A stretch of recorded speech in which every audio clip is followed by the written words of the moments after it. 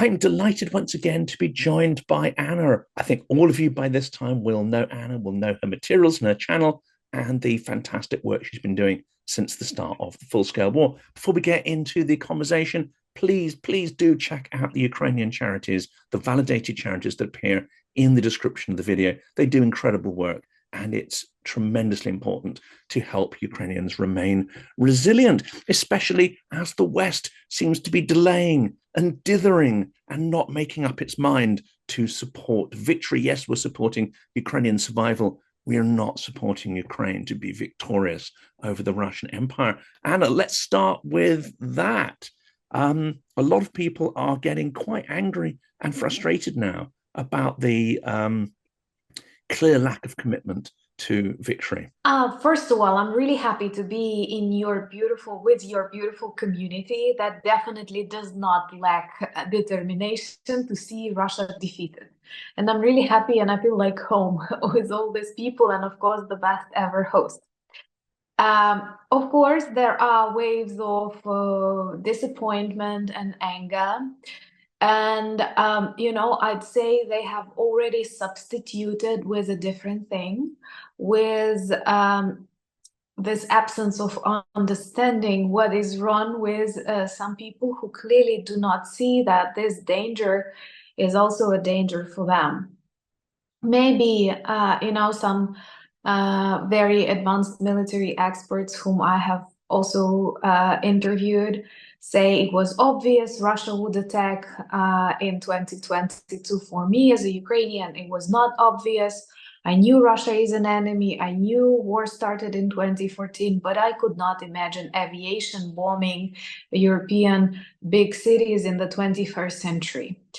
And now I realize how wrong I was, once again, because I've evaluated everything from a perspective of a normal person from a normal country, when Russia is crazy and irrational. And right now, it's not just the disappointment that we could have finished this war with Russia's defeat faster, or which is very painful, that we could have saved thousands of very good people, but also that people do not see the danger is coming to their territories closer with this Russian drones interfering at the NATO territories, or various information campaigns, propaganda campaigns, actually not information campaigns, that they organize in very different countries of the world, sometimes across the ocean. And people are often naive to think that, oh, even if Ukraine collapses, Russia is very far away from us, we will not feel that. No, you will feel, because they continue creating this chaos wherever they can. If they could reach the moon, they would. And also, this always has consequences in political decisions in your countries, in prices, if you're very much worried about the prices, and of course in this rules according to which we live. Because I think if one of the main missions of Ukraine is actually not just to defeat Russia, but to demilitarize it, to destroy its military potential, so that for at least a couple of decades, countries around Russia can feel safer. One of the main tasks of Putin at this moment is to undermine the world order and to demonstrate his evil partners that all these international agreements are not working. All these international organizations like International Criminal Court, the United Nations, are not working. So literally, guys, we can do whatever we want because they are either afraid or are too weak to understand or simply want to hide from the reality. And I think I think this is a couple of months in now, but Ukraine has decided not to play that game anymore. They've decided not to play the game of slow defeat, not to play the game of escalation management. And whereas they are not directly doing the opposite of what the US asks, I think Ukraine has found very creative ways to say, okay, we won't use your weapons in this way and that way, and all these red lines and restrictions you impose. Fine, we will respect our allies and partners, but they've created long range drones that can do the job, maybe not quite as fast or on as great a scale as would be required, but they're doing the job in their own way. And I wanted to share the sort of joy of your video yesterday about things going boom in Russia, which seems to be a daily occurrence. But yesterday's was beyond anything we've seen so far. A vast armory or ammo dump, which could have held up to 30,000, excuse me, which could have held up to 30,000 tons of ammunition. That went up, apparently, from the shards of Ukrainian drones that were successfully shot down by Russian air defense. Of course, they were, according to Russian propagandists. The explosion could be seen from space. This is absolutely mind-blowing achievement of Ukrainian forces. And looking at a general like Mark Hertling describe, it's not that easy. You don't just drop a drone onto this stuff and off it goes. It's quite a precision exercise, and there would have been some protections in place to prevent this happening. So this is both bold and incredibly smart. Well, when you fight for your life, you become creative. Of course, Ukraine understands that the best way to fight the way we want is to develop our own weapons. But it's not that easy when our well-off partners who are safe at this moment without blackouts, without constant bombings, also experience troubles with the production of additional missiles. Imagine how difficult it is to develop new missiles in Ukraine, but we are doing that. And it's not just rumors. There are some very serious developments of not just a drone missile Prytula that was announced by President Zelenskyy, but some long-range missiles that we will be able to use without asking that permission. And honestly, being skeptical, I think, what are the rules they will invent to stop us from using our missiles? Some very angry Ukrainians may say that our partners have closed wrong sky, not above Ukraine, but above Russia. And that's why the need to invest in the research and development of new drones is so important. Most likely yesterday it was Luty, a kind of drone that has traveled to Russia multiple times, unstopped by the air defense, and performed some really good tasks like this one. And yesterday that was a very big blast because the arsenal was really, really big. And, all of these missiles, all of these bombs would otherwise be used to destroy Ukrainian schools, Ukrainian hospitals. That's why the job is amazing.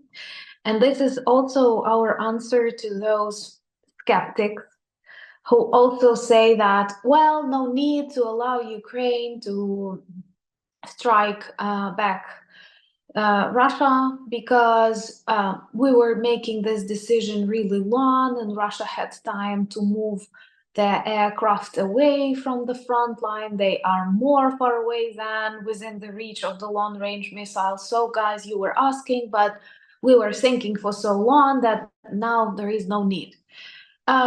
But Russia cannot move their ammunition depots away from the front lines because they need these missiles, bombs, and other explosives and other stuff close to the front lines. They need to bring them to continue killing innocent people in Ukraine, and they cannot move them. So we definitely need these long-range missiles because with them we can destroy such arsenals like yesterday at a much faster pace, demilitarizing Russia, making this planet a safer place. And then even if their bombers remain, but they are empty, there are no missiles to use, they are not dangerous anymore. And Actually, I'm very happy that in general, people in Ukraine are not that demotivated or angry, or I don't know if and Russian propaganda, by the way, is also working on that, saying, oh, they're not giving you what you need, they're not giving what you've been promised, give up on them, and so on. Despite all of that, Ukrainian army continues doing the job, and Ukrainian people continue believing in the partners and protecting many of the other countries, because this is Putin's war against, let's say, this cliche Russian style phrase, against Western values. We talked about Kursk because the last time we talked, the Kursk counteroffensive was really just getting into gear. We talked to think about it almost certainly being a longer term push, a very strategic push, despite what some Western analysts and media were saying. Here we are 6 weeks on. Ukraine is firmly entrenched in the Kursk region. Russia has sent a load of stuff to try and push Ukraine out. That, for many reasons, has been unsuccessful. Many of those reasons highly predictable. The lack of Russian organization, the structure of their military, the lack of equipment, just generally, inability to conduct maneuver warfare. Things are not necessarily easy there, but this Ukrainian strategy seems to be paying off, and the planning that went into it seems, I think, on the Ukrainian side to have been extremely deep and quite sensible. And one of the things we were discussing a month ago was that almost certainly what Ukraine's trying to do is to push Russia into either pulling troops out of the Pokrovsk direction in the south, but also to prompt mobilization. And I always thought the mobilization was more important, actually, than sucking troops out of the southern front. And it seems that Putin, in his, ego maniacal, psychotic, KGB brain, thinks that obtaining piles of rubble down in southern Ukraine is more important than regaining territory in Russia. He clearly doesn't give a damn about Kursk, the people there. That is interesting. But it seems to have prompted a massive new round of mobilization. This, I think, is what Ukraine actually wanted, because these people are going to be drafted. They're going to start having to pull people out of the cities, pull people who are not going to be that happy to see their offspring go. They're perfectly happy to see someone from, who knows, Yakutia or whatever, or the multiple Mukhosransk towns across Russia.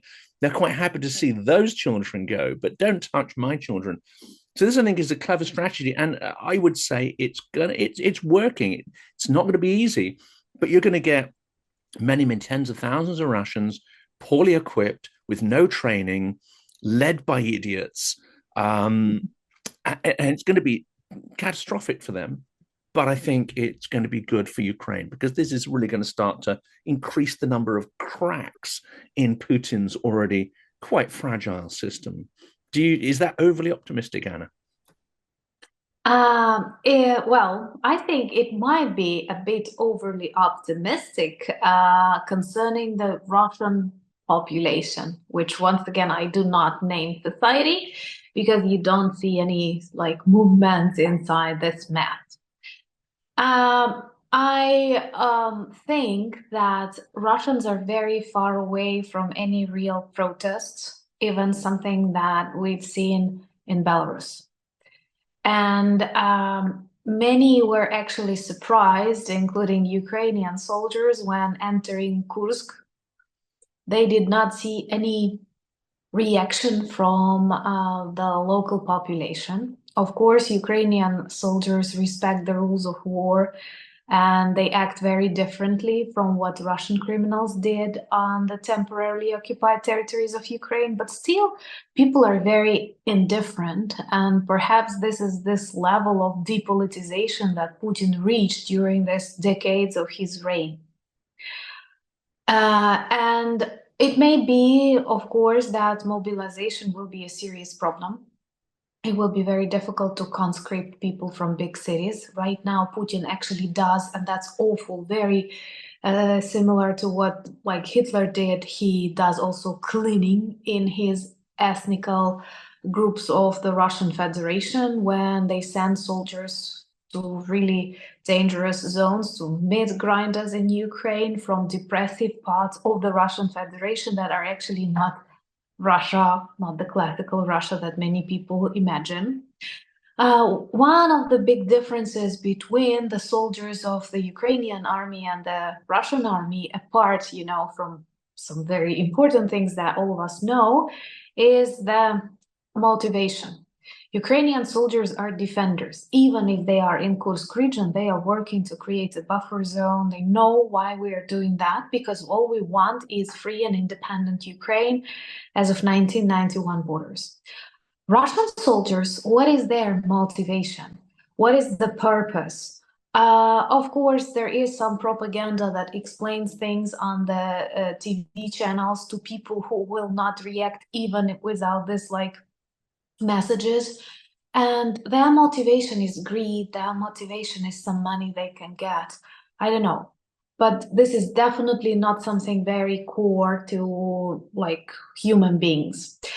And I think one of the tasks that of this Kursk operation is partially to demotivate Russian army too, because they see, and for just like it's like a okay, it's maybe a too soft metaphor, but like a soccer game, when you see your team is losing and people pretend everything is fine. So for Russian soldiers, it is also a problem seeing how in the other part, now inside their own country, they are captured as prisoners of war, settlements are under the control of Ukraine, and many other things happening. And on contrary, it is super good for the morale of Ukrainian soldiers.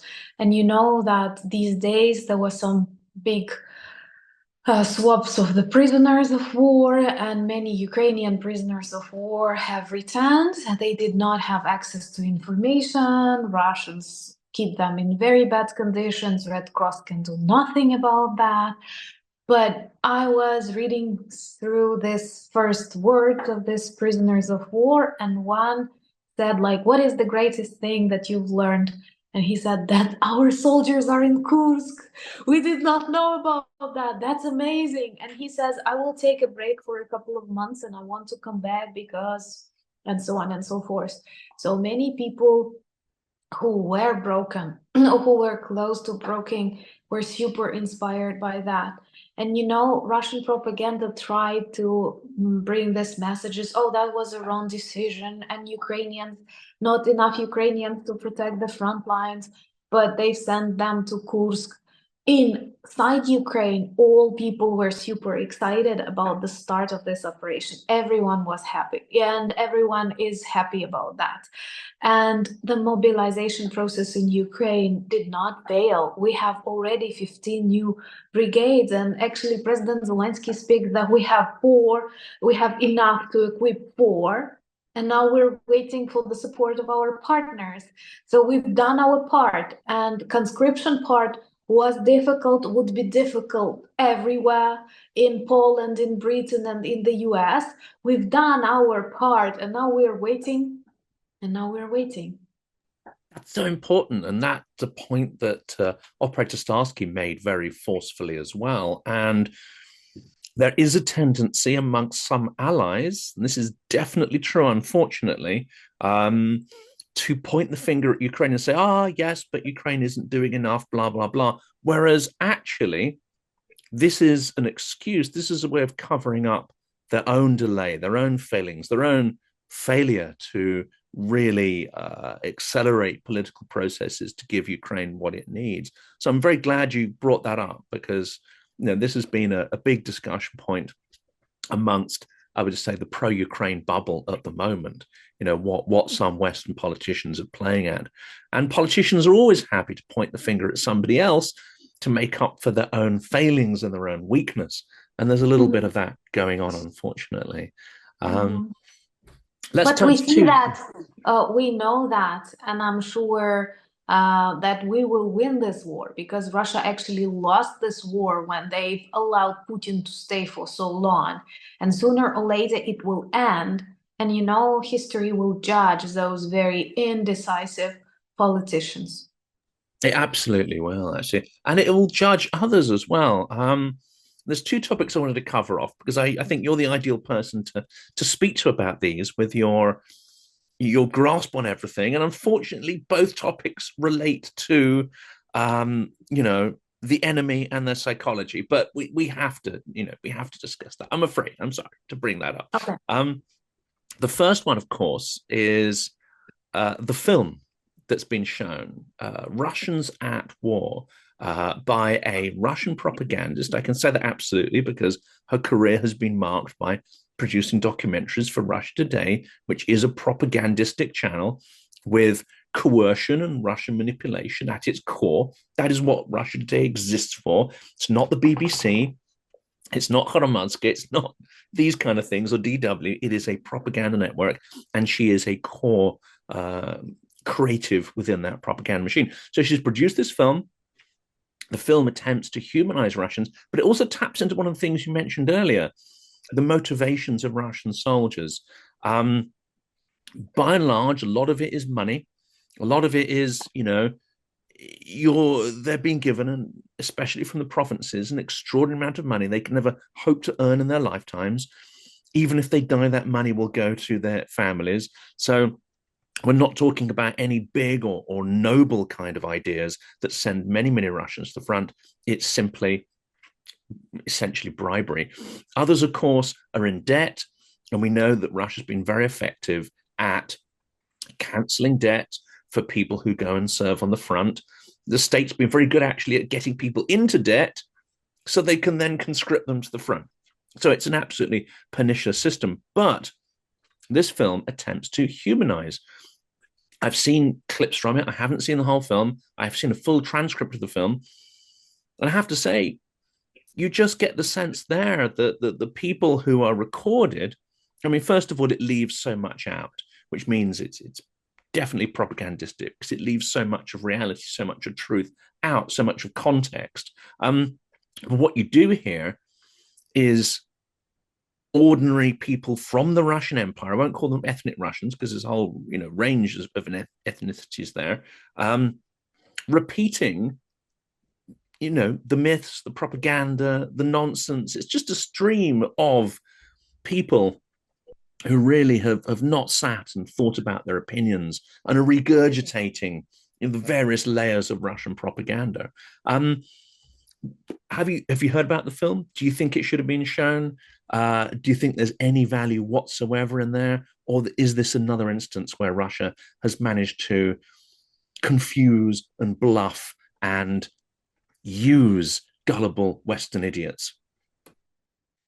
I have heard about the film. I have watched some episodes of the film. I did not watch all of the film. And I think not just like it shouldn't be shown, it shouldn't have been filmed.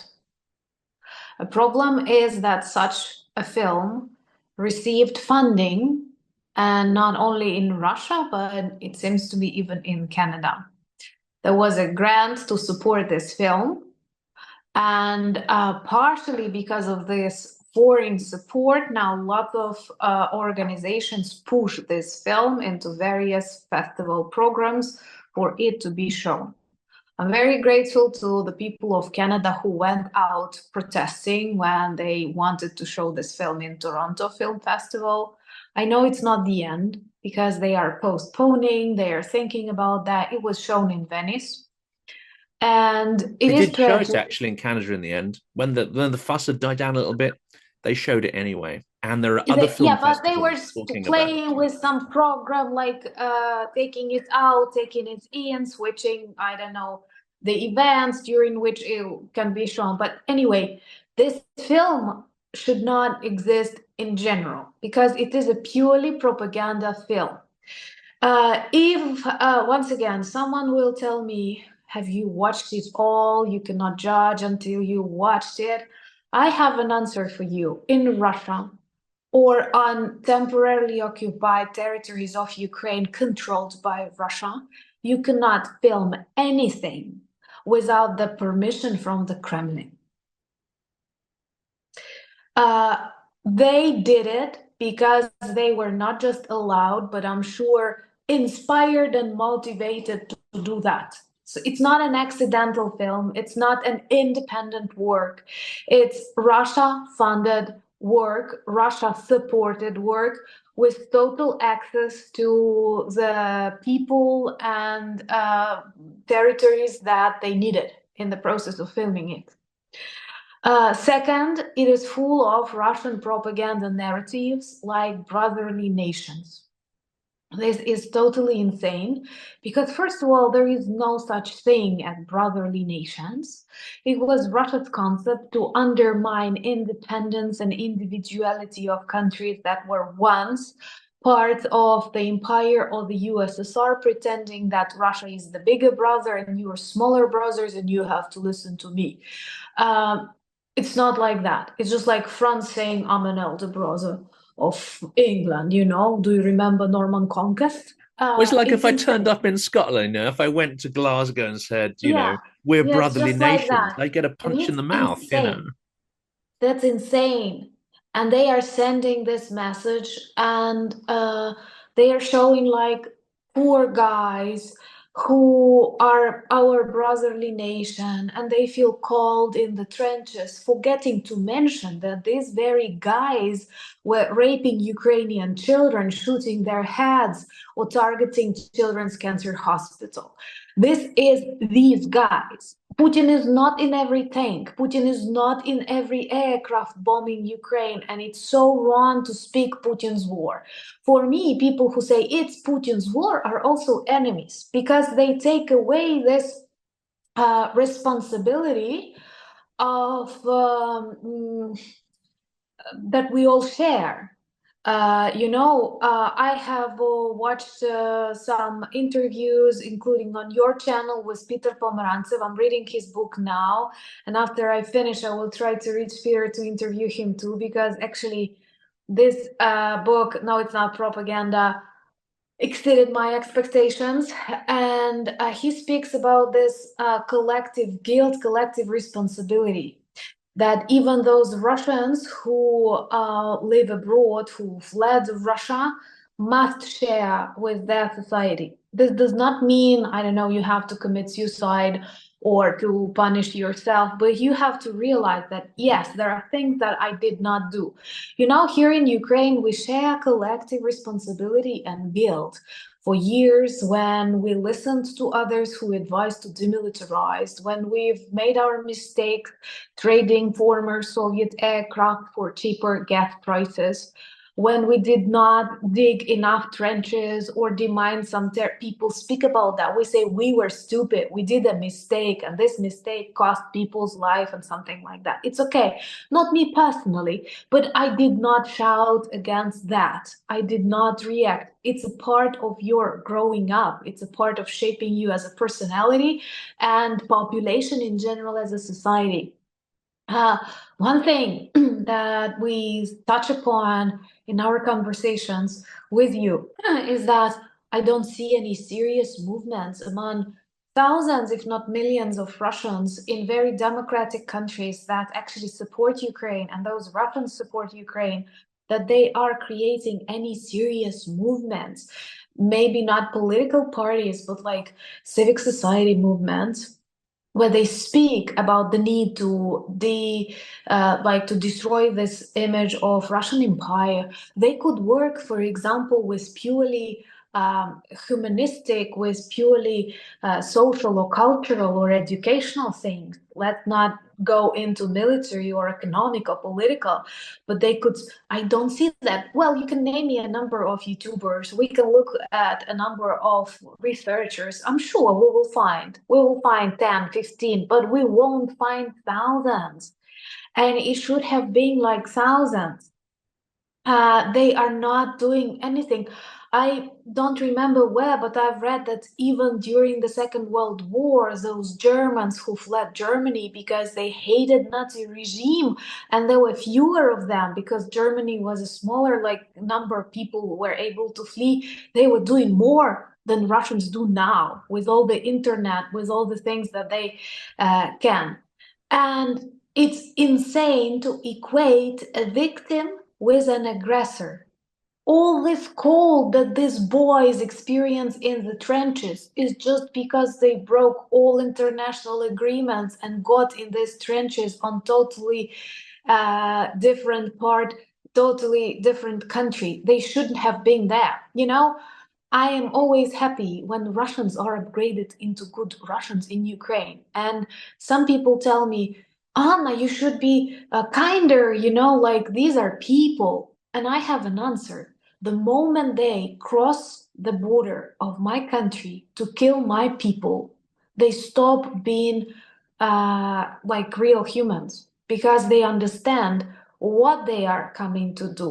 They cannot explain why, which is absurd. And this is what makes them orcs. And they say that's dehumanization. They have dehumanized themselves. And films like that try to humanize them, forgetting about one very big context that they are actually mass murderers, looters, and rapers.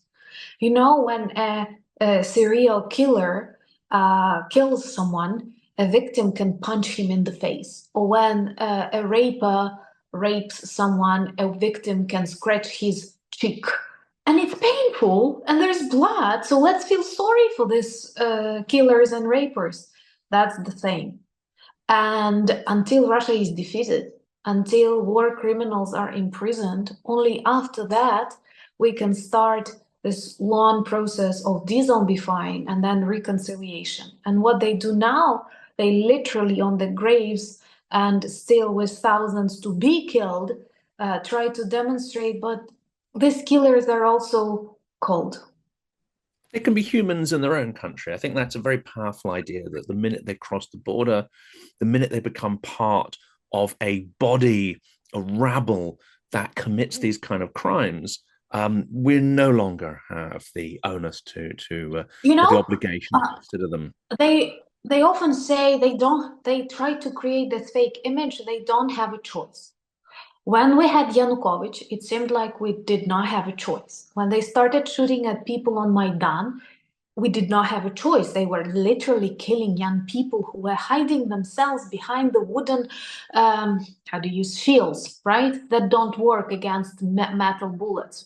But we could not give up because we realized it's wrong when they are killing our students, when they want to return our country back to this Soviet Union renew. We didn't want that. We fought and we won.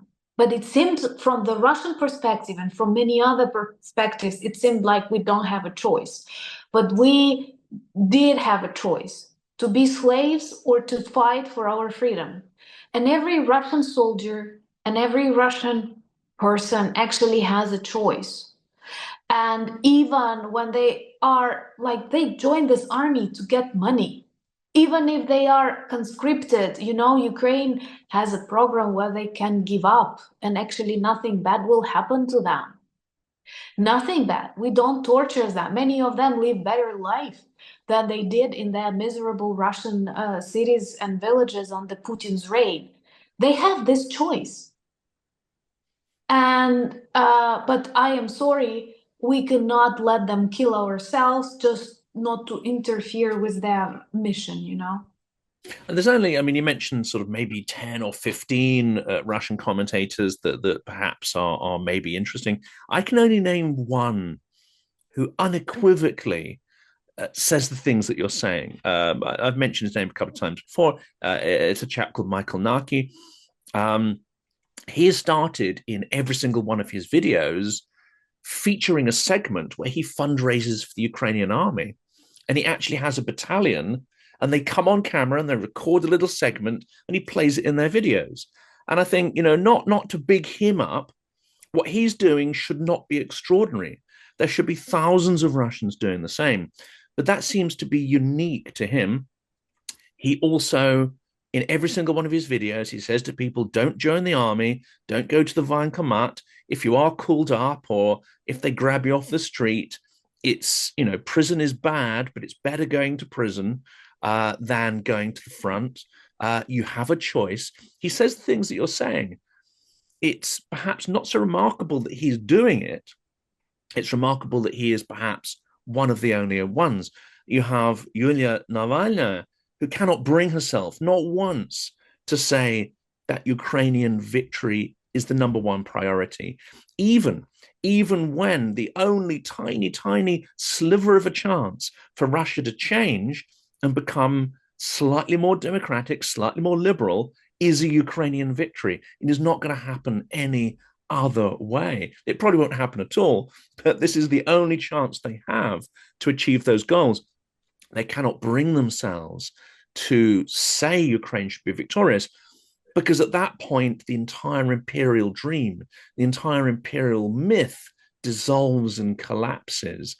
This is kind of one of the problems, isn't it? And this is the last question here. We see this week that the so-called Russian opposition have descended into a kind of acrimonious civil war. And I think this is the same problem that you had in the Russian Civil War when the Bolsheviks triumphed. It's because those forces opposing Putin or opposing the Bolsheviks cannot bring themselves to actually embrace democratic values, embrace anti-imperialism, and let go of all these myths. That means they're doomed to fail, just as the White Armies were almost doomed to fail in the 1920s. I think in the modern Russian Federation, we may have some very weak opposition to Putin. We do not have opposition to the Russian imperial idea. When you listen to Yulia Navalny speaking, you can clearly see she's definitely a pro-Russian empire person, saying like, oh, some people want to decolonize Russia, which is absurd, and so on. We have long agreed that there are some questions that can help you test the good Russian, just like, do you want Ukraine to win? Do you want Russia to be denuked? And other things. And offer them a Crimea sandwich. Yeah, Crimea, of course, and some other questions that can help detect true attitudes of a person who describes himself or herself as an oppositioner. But once again, speaking more from this perspective of the civil society, I am like devastated when I think about that literally you can name 2, 5, 3, 1 persons working to fight against Russian war from the Russian side. And, I remember this very dark day when they have destroyed a part of the Children's Cancer Hospital in Kyiv. And it was like a sin multiplied by 10, because these are children. This is a hospital. These are children who are already fighting diseases that can actually kill them. And it's not about only those children who are there at the moment. It is about hundreds of those who planned to come, who will need this hospital, and they won't have a possibility because some important medical systems are destroyed and so on. How painful it is for their parents, how painful it is for every Ukrainian to understand what they are targeting. And I have not come across any organized address from Russian intellectuals, Russian researchers, Russian doctors. I don't know anyone condemning this crime. No. Are they afraid, like, to that extent, that like everyone will be executed? Well, first of all, it's not likely. And second, why on earth do you need this kind of life when you're not capable to express your basic human feelings? What are you then? What are you? Do you like yourself? Do you want to live that way? I think we know the answer, don't we? Fear, I'm disgusted, self-loathing. When they say Russophobia, no, not my diagnosis. When they say you hate Russians, I'd say hate is a very strong feeling that it's not typical for my mindset. And I'd say I feel disgust. Yeah. No, I hate the concept of Russia, the way it's constructed, the way it's built on a parasitical system. I think that system needs to be taken apart brick by brick, completely. We'll come to that in our next episode, I think, how and that needs to happen. For today, we're out of time, unfortunately. We could always talk for hours and hours and hours. I know we could. We should do another one of these sooner rather than later. And we're going to do lots more collaborations in the coming weeks as well. So I advise people to watch out for those. But for today, Anna, thank you so much for coming back on the channel. Thank you so much for this opportunity to speak what I think, to speak what I feel, and to share it with your beautiful community.